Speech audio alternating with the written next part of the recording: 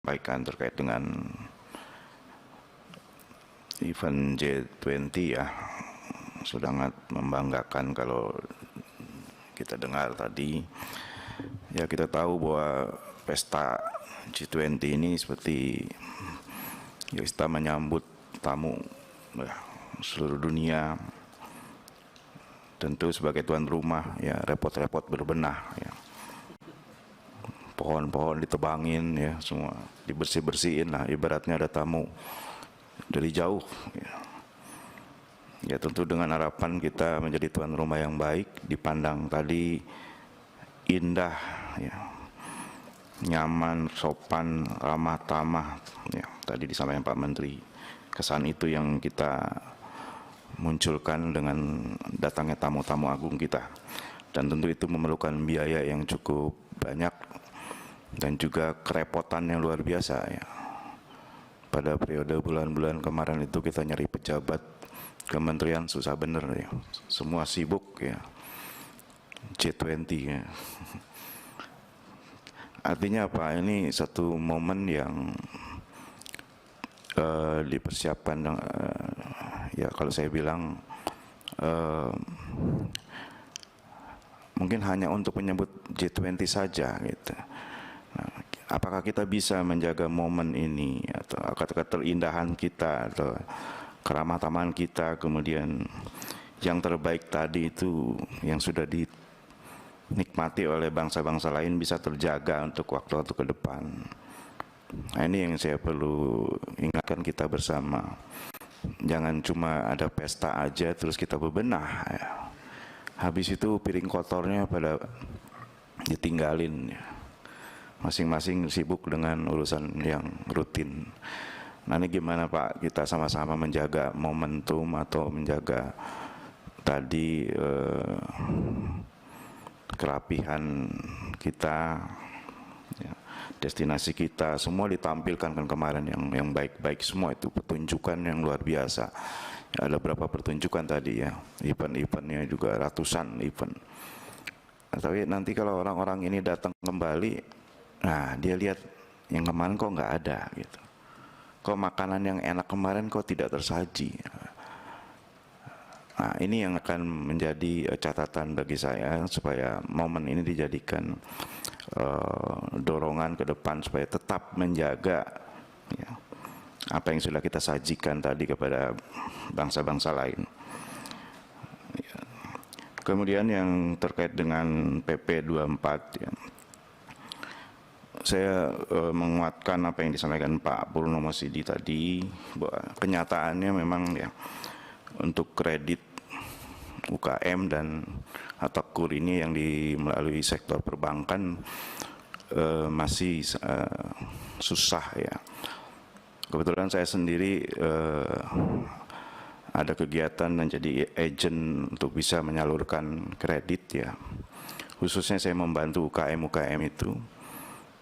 Nah, ini juga kita lihat, saya melihat perbankan ini sangat sensitif dengan isu-isu global ya, terkait misalkan resesi dan lain-lain.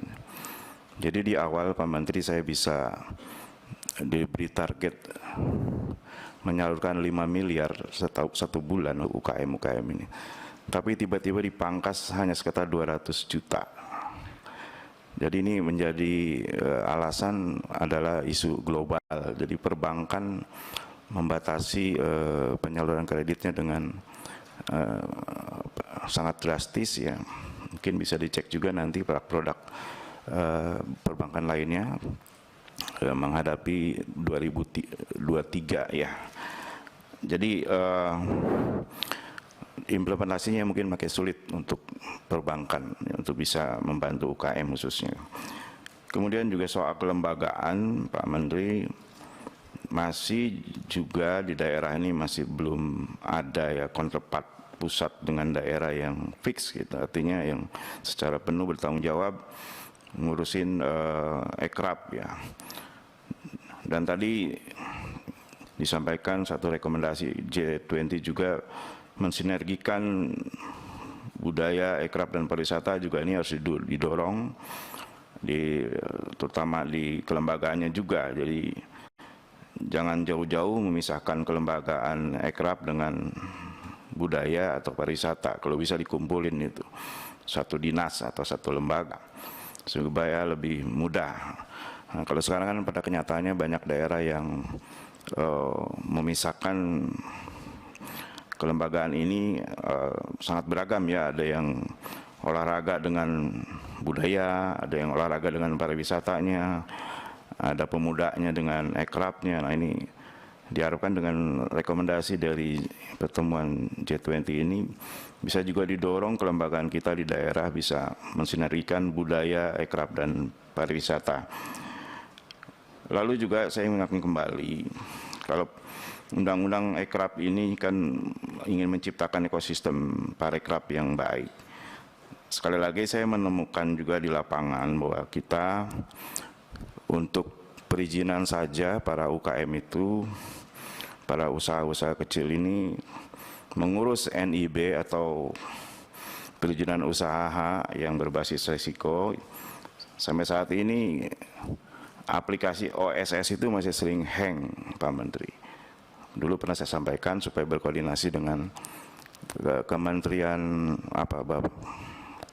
Penanaman Modal ya, OSS ini. Jadi prakteknya di lapangan ini malah lancar kalau kita beli dengan 3 juta rupiah. Itu saya sendiri mengalami. 2 bulan saya ngurus NIB, ya usaha kecil, tapi pas saya datang sendiri atau saya utus orang sendiri datang ke BKPM itu selesai dengan uang 3 juta. Ini kan nggak tercipta ekosistem kita, ini masih ada yang model-model begini. Nah, ini mungkin di tingkat kelembagaan, kementerian, dan nanti di atas perlulah didiskusikan supaya jangan ada PP, ada undang-undang, tapi ya masyarakat taunya kredit pakai jaminan, taunya bikin NIB untuk usaha kecil saja sampai jutaan. Jadi tidak bisa kita menjamin masyarakat bisa menikmati atau bisa didorong atau dibantu dengan adanya undang-undang ini. Jadi sekali lagi menjamin PP 24 ini supaya berjalan oleh semua pihak ya, bukan cuma Kementerian Parekrab tapi juga lembaga-lembaga lain. Saya rasa itu dulu pimpinan. Terima kasih. Terima kasih Bang Noroji. Kami persilahkan selanjutnya. Ya,